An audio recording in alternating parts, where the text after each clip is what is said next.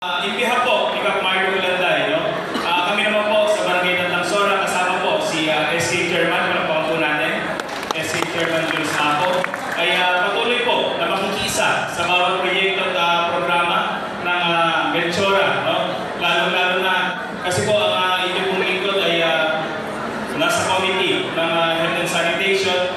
Pagdating po sa pangkalusugan ng inyong mga anak, maaasahan niyo po na lagi niyo kaming kaisa at lagi kaming susuporta dito sa ating paaralan. No? At tuloy-tuloy lamang po yung mga proyekto at programa natin sa barangayan. At siyempre po, pati ko rin po ang ating mga kasama. No? Nakita ko dito yung mga coordinator po ng ating mga konsehal. Palakpakan po natin. Nandiyan po ang coordinator ni Councilor Tocay Medina, Councilor Christine Matias, at siyempre po Councilor Doc Anyone.